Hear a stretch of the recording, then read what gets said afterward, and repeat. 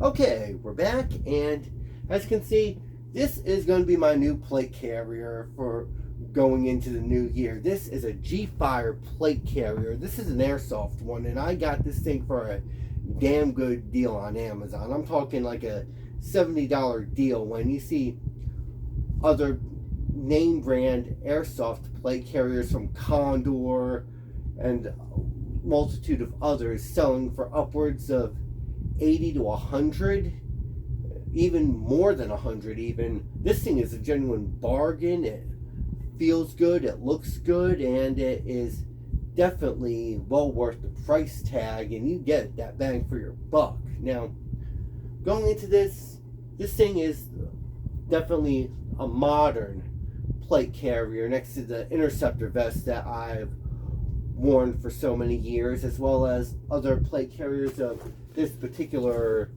configuration, where you had things like you had to adjust it under the cummerbund and you had to adjust the Velcro in front. This thing takes a lot of the problem solving out of it with an easy to use bar lock system. You got it on both sides of the plate carrier and on the shoulders, so you can easily ditch this thing if you absolutely had to in the event of an emergency. This also allows you to upgrade certain things if you need to, which I will be getting into later. But as you can see, this thing is got the easy on-off system on both ends. Underneath the Velcro front panel is where you would actually adjust having your plate, your stuff here for your easy on-off system. Lift up the plate here, and you've got the Velcro here. You got the panels here for your quick adjustment. a couple years back, this would have been a retrofit system for a lot of your older plate carriers. Now this stuff is a standard fare. Plus this Velcro under here actually allows you to add things like dangler pouches and things like that, or another sappy plate if you're looking for groin protection. The shoulders are pretty standard. You got your quick detach system here. You've also got loops, Velcro straps here for your cable management if you're running hydration lines or you're running comms cables. You've also got a removable shoulder pad on both shoulders, which is Velcro on and could easily Velcro off if you don't like having these pads, which exposes how you adjust it. Easy loop design. You can just easily Velcro it down from here and can easily adjust it like that. I'm not going to do that all the way because it is a nightmare to readjust, but you have that option right there. Slap this thing back on. You've got some little molly here and here, which you could use if you're running the adapter kits for your tactical assault panels or other dangler or placard systems, but we'll be going into that later on in the video. Now you got the Velcro molly up here, so that way you could put unit patches, morale patches, identifiers, or you can put an admin pouch up there if you need to. You've also got this on the back of the vest as well, but let's move this thing up forward. Let's take a look at the back, which is pretty much the same thing, with the exception you got your cummerbund adjustment in the back. I am not taking this thing apart, but it's pretty much another thing of molly webbing, as well as some shock cord and a cord lock, which you tie up like that to adjust it. Looking at the side though is where things can get fun. You've got a panel right here. You could open this up. This has room to take small arms ballistic small arms insert, which would be this pouch here. This is where your sappy pouch comes in. This is where you could put your side sappies or other ballistic plates. You also have one of these pouches in here, which could also feed in here, so that way you could hold things like radios, magazines, stuff like that. As a good demonstrator, I got a 20 round 68 caliber paintball mag, which would not fit this thing unless you really force the thing in here. This is like these Blue Force gear things, but you can do this in a pinch if you absolutely needed it like this. This thing can also be used for radios. So you've got a lot of options with this thing. Other than that, usually keep these things folded and stashed away in this sappy pouch, which cannot just hold sappy plates, but other small administrative items, or you can just leave this thing slick like this, close it up, and just let it run flat. But as far as a team setup goes, that's pretty much going to be team SOPs or anything like that. Now, let's open this thing up on the inside and let's see what we're working with. Now, opening this thing up, let's strip this part off. You've got this nice mesh padding here. This is actually very breathable and actually feels very good when you're running around and wearing heavy equipment. So that is one thing to consider. Other vests may not have the exact same thing, or may have something that may be a little less. But other than that, you're probably ditching this thing for certain games anyway. Regardless, still comfortable if you need to run with it. And opening this part up, you got these pockets here on both ends, front and back, and they can actually take a sappy plate. This happens to be a foam airsoft one. I got these things for a good price on Amazon as well. And with that being said, this is pretty much the size of your standard, probably medium or large sappy. So it would go from like right here to right here. Enough to cover your lungs, your heart, but also allows you to have that same protection, but also enough flexibility to shoulder a weapon, stuff like that. Just slides in here.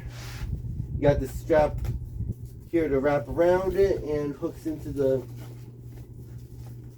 bottom of the vest. Keeps this thing in here and secure. Now, despite this being an airsoft vest or airsoft body armor, you can, at least theoretically speaking, actually put genuine sappy plates in here, or your AR-500 ballistic protection plates, some Kevlar backing on here, and you can bump this thing up to a level 2 or level 3 NIJ rating if you wanted a cheaper way to have legal body armor. But I'm not an attorney. I will not endorse something like that. That's just one of the things that is possible, though. Now, that being said, as you can see, add on a few other little things on here for equipment, which is definitely a good thing. I'll be going into this more in a minute, but let's see how we could easily set this thing up for multiple operations or multiple game styles that we might be into. Okay, before I jump into setting this thing up, I will say these things did come with some pouches. I got one of the pouches right here, and it came with the plate carrier. It would have been hooked right up here. Now, this thing is capable of holding 3 30-round Stanag mags. That's for your AR-15s, your Tavors, or your NATO standard. But they could also hold 3 Kalashnikov pattern magazines, or in this case, 3 20-round 68 caliber paintball magazines. But the pouches that are here as well, these like kind of like kangarooed on here, but they're actually stitched, which I would find to be a no-go for me personally. You could fit a multi-tool in here, maybe something like a small pistol mag, but anything like a double stack pistol mag or a 68 caliber pistol mag, which I've got here as a demonstration piece. Let me grab this thing out. As you can see, Tip-X mag pouch. This thing will fit it, but you don't get the same kind of positive adjustment on here. There's just enough Velcro to make contact to hold it, but not enough to really guarantee it'll be secure in the pouch. That's one thing I don't like. And the other thing is that these pouches are not removable, and if G-Fire makes pouches for their rigs, I have yet to see them, though it would be a good thing if they did and sold them individually. The other 2 mags pouches for it are going to be your individual rifle type mag pouches, which would be this one here. Got 2 of them on here, but as you can see, I rigged them up into my battle belt, which is another thing I'll be reviewing down the line.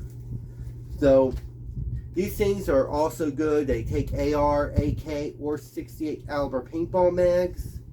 The Molly on here is pretty good too, so that's another can of worms I'm going to have to talk about later with some things, especially when you order from airsoft companies in fucking China.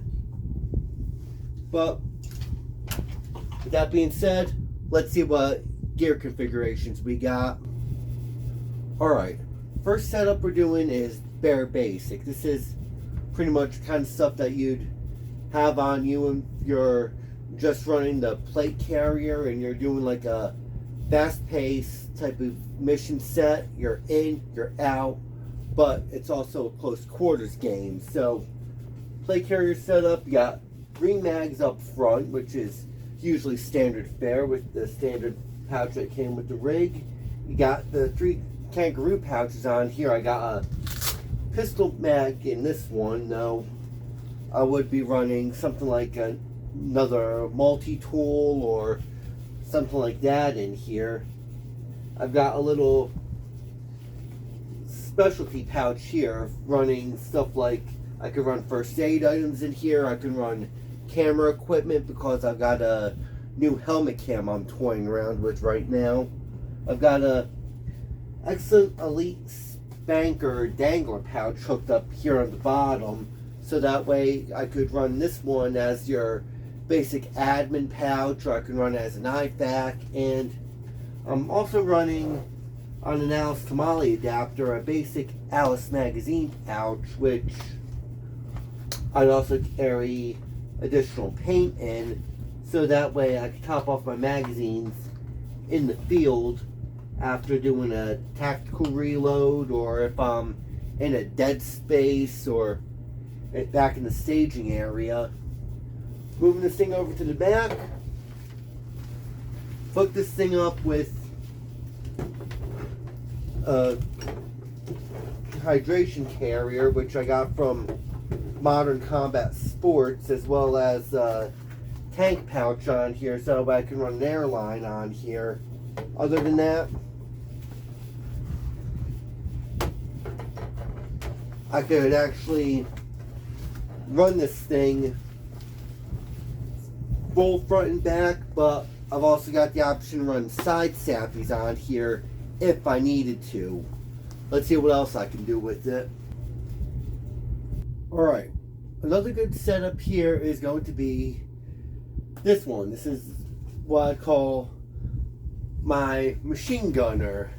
As many of you guys know, I have not run a hopper fed marker in God knows how many years, but if you wanted to run a hopper fed paintball gun, this setup is your best bet. Yeah, you still got your Alice mag pouch on here. You got the little crappy utility pouch, which could work for a few things. Your dangler for things. The back hasn't changed, just the front pouch is here.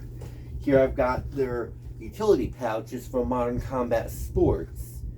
Now these aren't bad. They're not like the kind of guy on my Tiger Stripe rig, which I wish you had more of and in more patterns. But I digress. Now, for any guys that know me, you know I love that show SEAL Team. This one is kind of inspired by one of the guys on the team, Sonny Quinn, played by AJ Buckley. I wish his ending was a little more satisfactory than what he got, but he got it pretty good with Davis. But still, it's like he got fucked over on his career because of Decker. But I digress on that one. If you guys watch SEAL Team, you'll know what I mean. But if you need to run a hopper, this setup here can run 475 to 100 round paintball pods on here without a problem, depending upon what kind of pods you have. So take that into consideration. If you guys are running airsoft stuff, this thing could run a couple of the, what would be the 100 round nut sacks for the saw gun. And that's probably it. You probably can only run the nut sacks on here, not the big box of 200 that they have, which kind of sucks, but then again, this is built for more low-key stuff.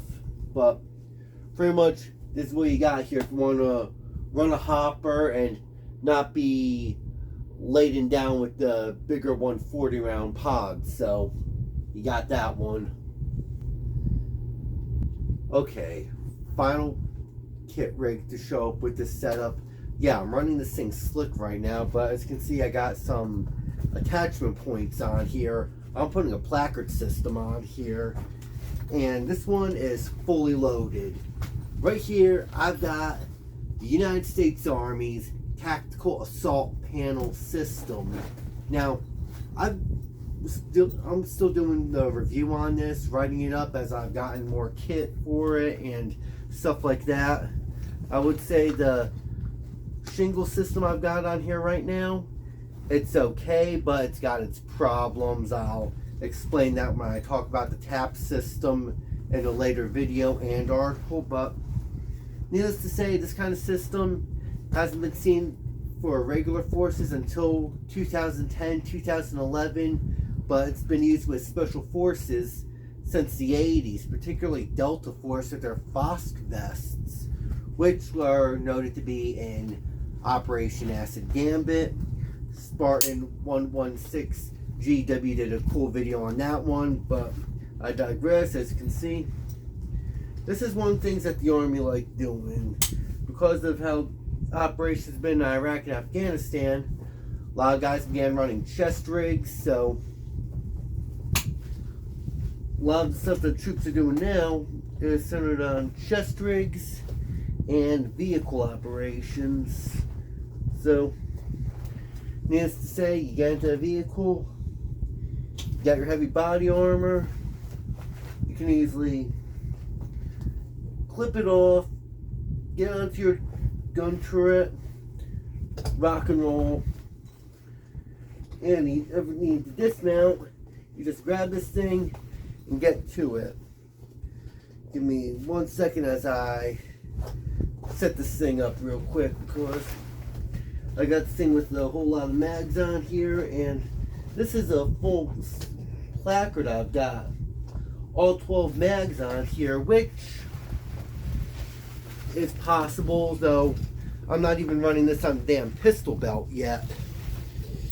So, with that being said, okay, got that part in. This is where a lot of trial and error stuff comes in, especially because you've got the placard, you've got the plates. Try it on, see what works.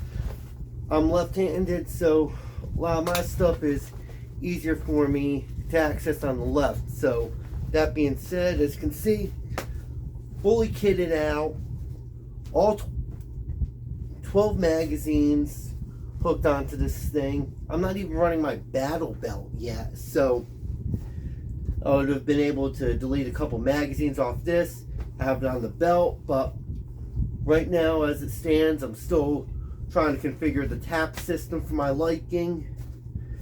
Other than that, it's fully set up, fully functional, and I've got a full load of magazines. I could run my comms gear, I could run 203 shells.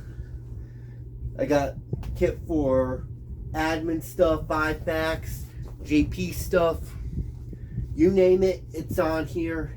It's good to go. Got my hydration system, got my air tanks set up for it. So this is probably the heaviest I would go, especially if I'm doing full-scale assault onto a position on the field. I know I'm going to hit something, I'm getting up close and personal with someone. This is how you want things to be set up. All your kit right here, ready to go. Your water, your air, your guns, you're set. Alright, and that concludes our look at the G-Fire plate carrier.